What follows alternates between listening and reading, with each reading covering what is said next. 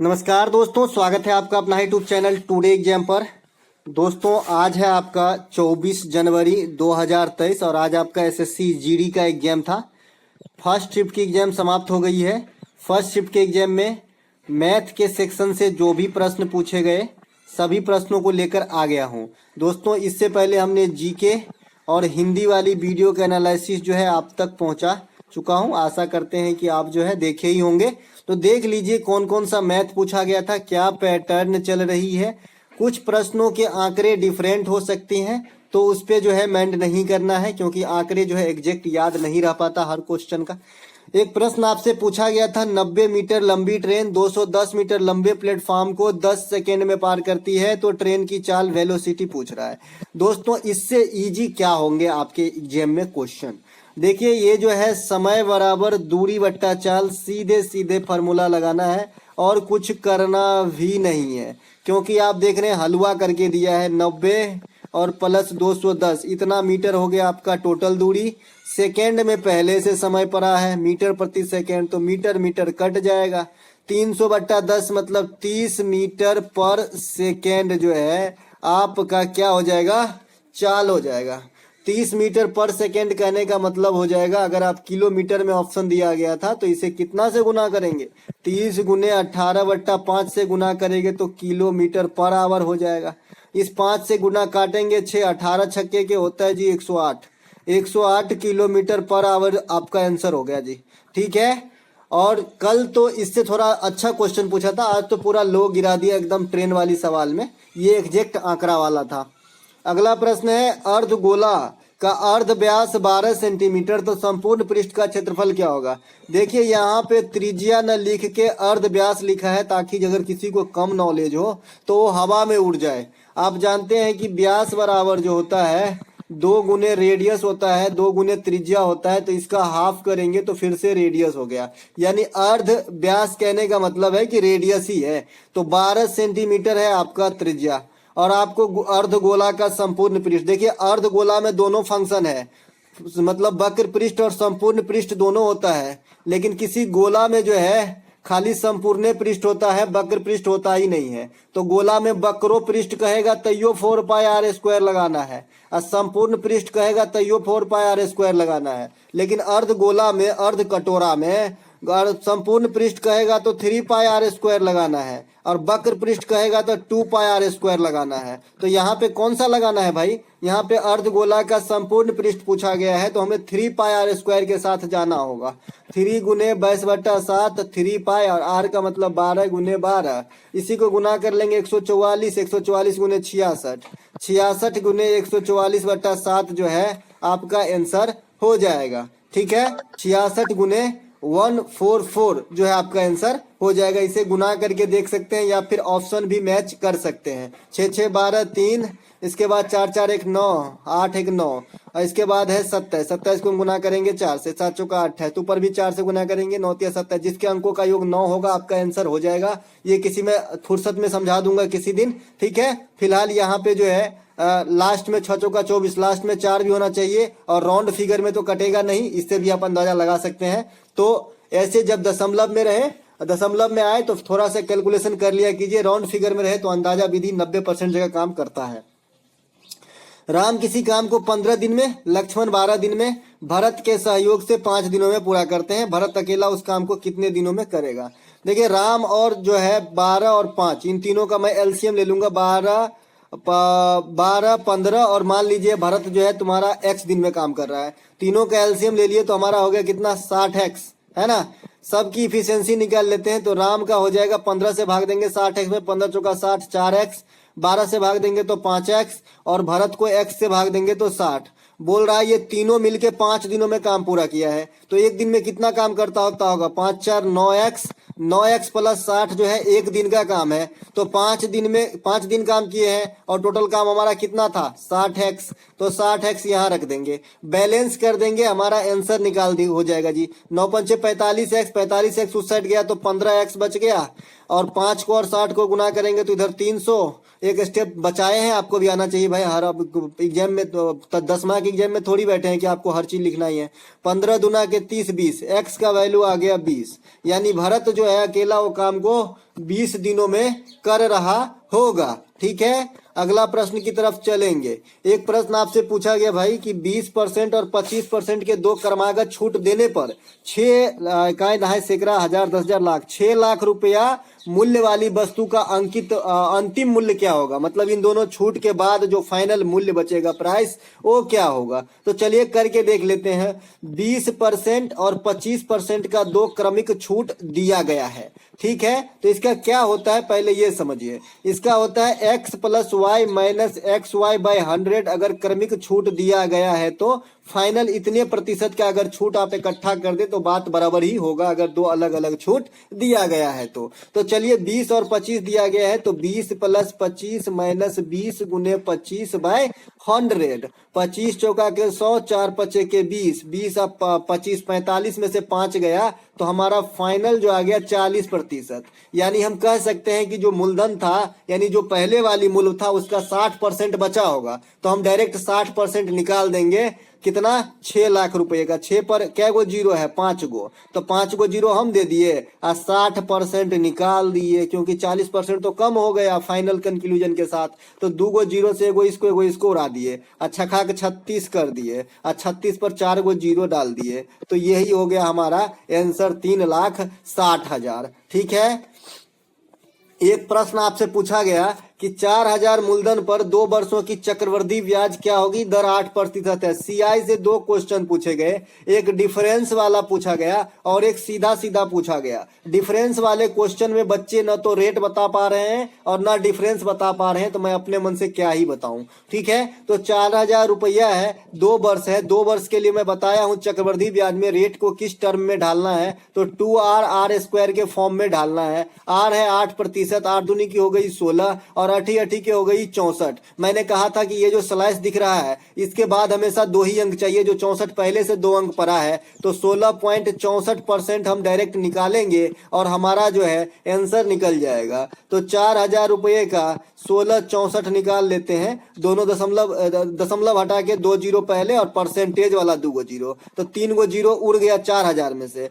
नीचे 10 बचा है, इसको 5 से काटते हैं, इसको 2 से काटते हैं। अब 5 से 1664 को काट सकते हैं क्या, तो 3200 और 64 दूना का कितना होता है 128 है ना, तो 3328/5 हो जाएगा जी, है ना। करके देखिएगा तो 6 पंचे के 30 हो जाएगा, 3 पर 2 32, 30 2 पर 8 28, 5 25, 3 पर 0 30, 6 पंचे 30, यानी 665 रुपया 6 पैसा जो है इसका आपका ब्याज निकल के आएगा। मैं ये बार बार आपको सिखा रहा हूं 2 वर्ष और 3 वर्ष के लिए फाइनल रेट को ढालना। तो इसमें 2r होता है, इसमें 3r² r³ होता है। ठीक है, मैंने कहा कि भाई स्लैश के बाद हमेशा 2 ही अंक चाहिए, कभी भी 3 अंक नहीं चाहिए। जैसे मान लीजिए 3 अंक कब हो जाएगा, चलिए करके देखते हैं। मान लीजिए कि 9% रेट है और आपका 2 वर्षों के लिए फाइनल रेट निकालना है, यही दर 9% है मान लीजिए। तो 2 गुने 9 करेंगे और 2r² होता है तो 9 9 81, अभी भी नहीं हुआ। मान लीजिए 11% रेट है आपका, ठीक है, तो 11 गुने 2 22 हो जाएगा। 2r² में डालेंगे तो, और r² डालना है तो 121 हो जाएगा। मैंने कहा इधर मुझे 2 ही अंक चाहिए तो एक इसमें शिफ्ट करना पड़ेगा, तो 11 दूनी की 22 और 23.21% निकालना होगा। तो 11% के रेट से 2 वर्ष का चक्रवृद्धि ब्याज कैलकुलेट हो जाएगा। ठीक है, ऐसे ही आपको समझना है। और 2 से कम भी हो जाए ना तब क्या करना है, तब भी हमें 2 ही अंक रखना है। मान लीजिए कि भाई साहब 2% रेट है और 2 वर्ष के लिए निकालना है, तो 2 दूनी की 4 यानी 2r² में डालेंगे तो 2 दूनी की 4, और इधर तो 2 दूनी की 4 आया, तो इधर 1 अंक है तो क्या 4.4 निकालेंगे, जी नहीं 4.04 निकालेंगे। इसके पीछे में वो जीरो लगा के इसे 2 अंक बनाना ही है ना। ज्यादा है तो मर्ज करो, कम है तो जीरो लगा के बनाओ। ठीक है, चलते हैं आगे। अगला एक प्रश्न पूछा गया था हलवा सा, 15 दिन और 20 दिन में अलग अलग 2 पर्सन काम करते हैं तो दोनों मिलके साथ में कितने दिन में करेंगे।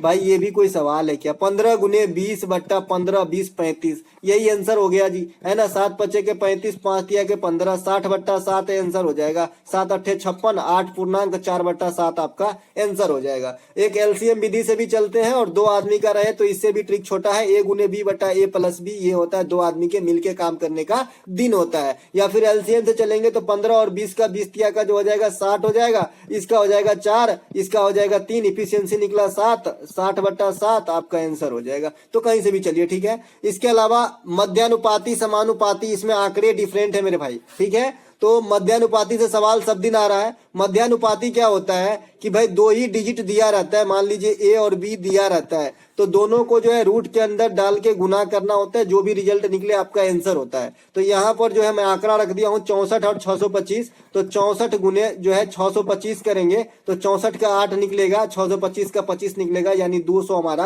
आंसर होगा। इसी प्रकार से तृतीयानुपाती, ये देखिए पूछा नहीं गया था इसीलिए मैं @ लगाया हूँ, ये पूछा नहीं गया था, ठीक है। तो ए और बी का तृतीयानुपात क्या होता है, इसमें भी दो ही डिजिट होता है, दोनों में से दूसरा का जो है उसको स्क्वायर करना है और पहले से भाग देना है, b² बट्टा ए करना है, इसे तृतीयानुपाती कहते हैं। और चतुर्थानुपाती में कोई दिक्कत ही नहीं है, ए अनुपात बी समानुपात सी अनुपात डी के फॉर्म में होता है चतुर्थानुपाती, तो a/b बराबर c/d करना होता है, तो इसमें कोई दिक्कत नहीं है, फिर क्रॉस गुना करना होता है। एक प्रश्न 20% अंकित मूल्य पर छूट देने के बाद 20% का लाभ होता है। यदि क्रय मूल्य 800 है तो अंकित मूल्य क्या होगा? अच्छा क्वेश्चन है, कैलकुलेटिव है। बोल रहा है कि भाई सीपी दे रखा है आपको 800 और 20% छूट देने के बाद 20% का लाभ हो रहा है, तो भाई 20% का पहले मुझे लाभ निकालना है, क्योंकि मुझे अंकित मूल्य तक पहुंचना है। तो 20% लाभ के लिए 800 का हम 120 निकाल देंगे, यानी 6/5 से गुना कर देंगे। अब ये जो 120% जो क्रय मूल्य के हिसाब से है, ये अंकित मूल्य के हिसाब से कितना प्रतिशत है? तो 80%,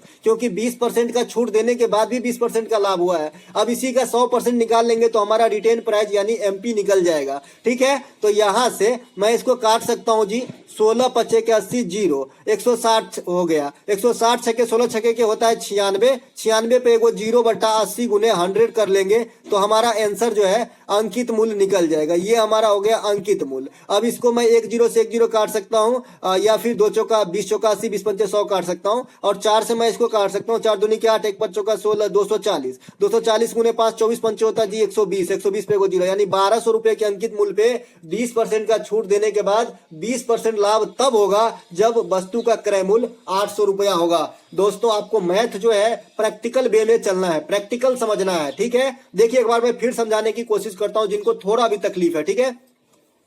बोल रहा है कि किसी वस्तु के अंकित मूल्य पे 20% का छूट दे दिया। आप दुकान में गए शर्ट खरीदने, बोला कितना छूट है भाई? 20% का छूट है। कितना? तो दुकानदार ऐसा बेवकूफ थोड़ी है कि छूट देने के बाद घाटा खाएगा, लाभ कमाएगा। तो 20% अपना लाभ रख के भी 20% छूट दे रहा है, ऐसा अंकित मूल्य रखा है। और उस वस्तु का क्रय मूल्य जिस दुकानदार के लिए 800 रुपया है, तो 800 रुपया है तो पहले तो 20% लाभ कमाएगा। तो 800 का 20% हमने यहाँ पे बढ़ा दिया था, 120/100 से गुना कर दिया, मतलब 6/5 से गुना कर दिया था। ये हमारा 960 रुपया हो गया था। अब 960 रुपया कब होगा? जब वो 20% का छूट देगा तब। तो 960 से ज्यादा होगा क्रय मूल्य, तो कितना? तो उस आदमी के लिए 80% और 960 होगा। अब 100% से बनाएगा तो 1200 रुपए का बना दिया, 20% का टैग लगा दिया, अब फिर भी 20% लाभ कमाया, है ना। तो इस प्रकार से तो प्रैक्टिकल वे में आप सोचिए, है ना।